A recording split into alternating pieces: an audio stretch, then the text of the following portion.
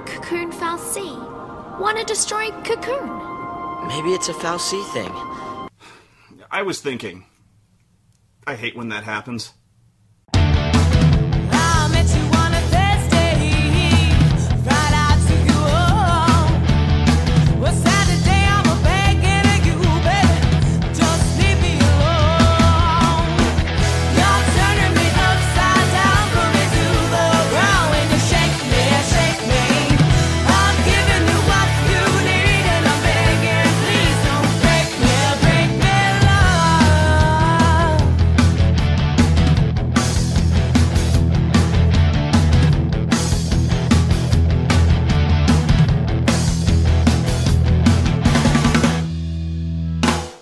At this point in the game, all of the characters are now l'Cie, and this is actually one of the few things that is explained to us, although the game makes up for this by explaining it over and over about a zillion goddamn times. You used magic! You used the power of l'Cie! The fal'Cie cursed us! We're l'Cie now! Basically, being l'Cie means is that you've been cursed and forced to complete a focus, which means you have to do whatever the bad robot god wants you to do, or you become a robot zombie. And that's why all these people are being loaded onto trains, because Pulse l'Cie are enemies of Cocoon. We're l'Cie. Enemies of Cocoon. Pulse fal'Cie are Cocoon's enemies. Pulse fal'Cie and their l'Cie are enemies of the state. We're Pulse l'Cie, right? Enemies of Cocoon. I'm a l'Cie, enemy of Cocoon.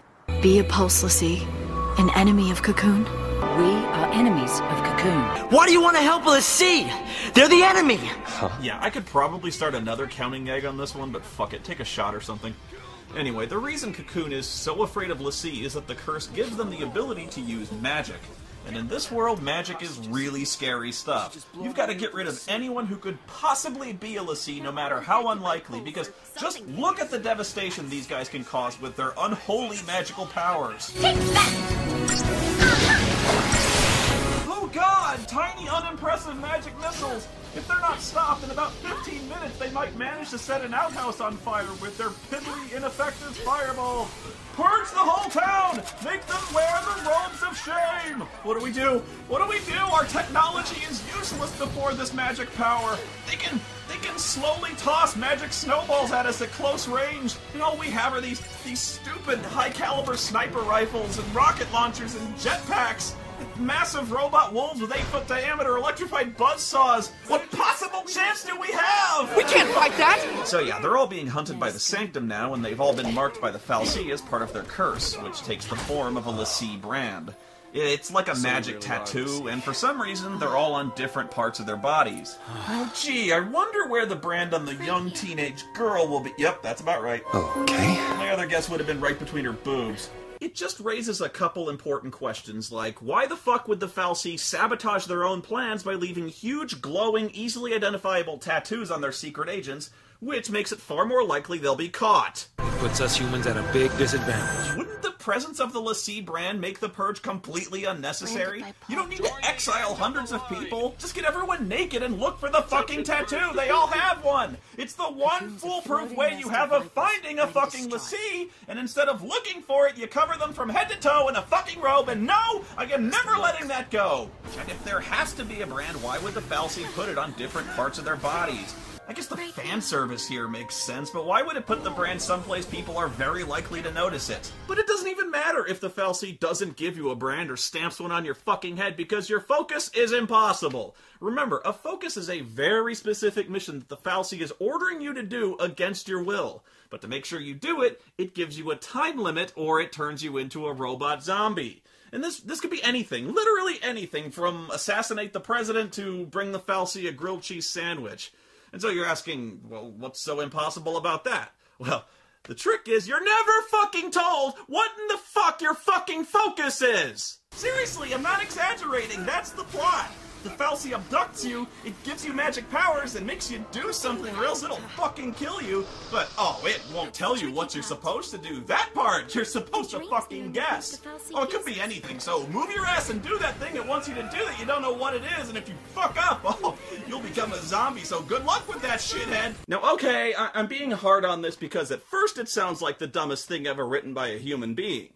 Because it fucking is! How in the fuck did the fal'Cie expect to accomplish fucking anything. This would be like if some motherfucker kicked a door into my house, handed me a banana and a shotgun and said, "Now hurry the fuck up, Spoony, or I'll kill your whole fucking family." The fuck am I supposed to do with that? Okay, if we don't know our focus, how do we complete it? I don't fucking know. It's like the only thing they can do is just to follow the hallway until it stops, because it's not like you can go anywhere else. That is how focus comes down, people. The fal'Cie, they don't spell it out with clear-cut instructions. All you get is a hazy glimpse. Oh, okay, that does help. You're given a hazy mental image of a thing with absolutely no context. That works. So if I'm given a hazy mental image of, say, George Lucas, that could, honest to God, mean anything from beat George Lucas to death with a rubber chicken, or cover his car in blueberry waffles. Really, how are we supposed to know what to do from just that? How are we supposed to know what to do from that?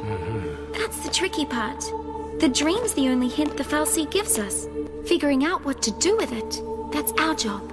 This is amazing. The shitty writing is so shitty, it actually becomes the villain of the game. What's the plot of the game? I don't know. The writer won't tell us. Not only is the player left completely adrift and helpless because the game doesn't explain a goddamn thing to us, it doesn't even explain anything to its own fucking characters. The story is so poorly told, even the characters are complaining about it. That doesn't make sense. I don't get it. It's all kind of foggy, but I saw this towering Ragnarok.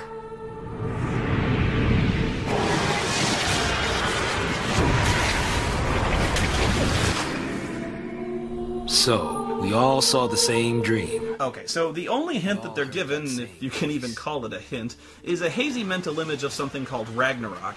And since this can mean anything, right away they all have radically different ideas as to what it all means. We fight it! Ragnarok! That's the reason we're l'Cie. To stop it!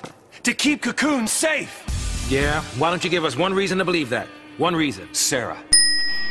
Our focus has gotta be the same. It makes sense! What the hell it does? Post-fal'Cie are Cocoon's enemies. We just got recruited by one of them. If I were a betting man, I'd put us on the other side. And that's what I'm talking about. They get a vision of Ragnarok and, of course, immediately interpret it two completely opposite ways. They either decide to stop Ragnarok or help Ragnarok, and they don't know which one will end up destroying Cocoon. Never mind that they don't actually know what Ragnarok is, and how to stop it, or how to help it, or even where it is, or anything. Either way, the fal'Cie has a 50-50 shot at best of either accomplishing its objective or completely screwing itself. It's like, yes, my secret agents are doing perfectly. Soon, Wait, what are they doing? They're bringing Ragnarok waffles? Who does that? How was I not clear? Come on! Because of their two opposite interpretations, the group is immediately at odds with one another. Snow thinks their focus is to save Cocoon from Ragnarok, and Lightning decides it's to destroy Cocoon. And what's more, she decides to go through with it. This is our hero, ladies and gentlemen. She just decided in the span of 30 seconds to eradicate virtually the entire human race. I don't want to play this game anymore! But oh, thank God the floating store machine didn't turn to crystal when the fal'Cie exploded and wiped out everything else within a 2-mile radius. After a short walk, you find Sarah! Sarah! Sarah! Sarah! And Snow tries to dig her out. You know, I think the more pressing issue is how you plan to carry her out of here, genius. Everyone else realizes Snow is a moron and decides to ditch him when the Sanctum shows up.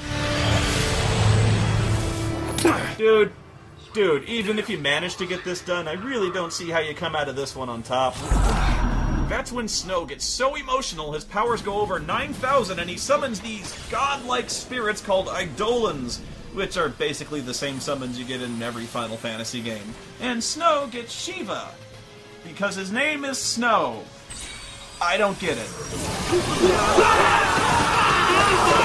First, you have to beat up the Eidolon before it'll serve you, but these fights are different from normal fights because we can't have anything be straightforward in this game now, can we? Yay, another tutorial 3 hours into the game. They all cast the Doom spell on you, so you have to beat it up enough to demonstrate your power and fill this Gestalt gate before you can trap it. And you have to do it before the Doom timer runs out and kills you. It says that attacks are not the only way to charge the gauge. Defensive rolls are effective against the Shiva sisters. Okay, so you're given this mode you can enter called Sentinel, which is exactly like tanking in an MMO, just a damage sponge. So I'm thinking, okay, I'll absorb its attacks and then switch to offense and beat it up and switch back to Sentinel. Sort of picking my shots, hit and fade. But no, it doesn't work, like, at all. It just fucking kicks my ass. No! Sarah! Fuck! I mean, I'm doing what it said, right? But no, this is actually how you win. All you have to do is go into Sentinel mode and stand there, and let them wail on you until you win. Yeah, okay, that makes sense. Fuck you! The game sets this up like a straight-up fight, but you win by doing nothing at all. And then, completely awestruck by your ability to curl into a ball and weep the entire fight, the Shiva sisters submit to your awesome demonstration of power and turn into a motorcycle.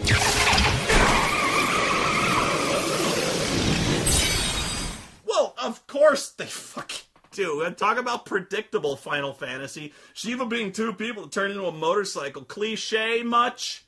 Snow doesn't even blink in surprise as this happens. He's got no questions or anything. He just jumps on and badass pose. Yeah, 5 stars! Man, I was awesome at standing there. Okay, I gotta know what's up with these two. Eidolons attack the Lassie whose presences they grace. Okay, yeah, gaze upon us and rejoice, for we have graced you with our presence. Now die! That's what Eidolons do. They help us. Eidolons are our salvation. Oh yeah, clearly. Like when they shredded my fucking face with a motorcycle tire at 3 zillion RPMs. That thing's here to help us? After the fight, more soldiers show up, but these ones are led by a Kiwi named Fang. Okay. Sure, yeah. Machine gun fire doesn't phase him. He can shrug off a Vulcan cannon blast from a gunship, but a judo chop to the collarbone knocked right the fuck out. I don't care. I like when people hit Snow. Meanwhile, everyone else steals a gunship and escapes with just about the entire sanctum hot on their heels. A sanctum foul C up close and personal. So that's a foul C? I thought this was a foul C. Or was it this? Someone help me. Ah! We're not in the hallway! Where do we go? Quick! Find the hallway again before we turn control back over to the player! Where's the hallway? I don't know! Just go somewhere! Real heroes don't need plans! The writer will save us! Wait, hang on.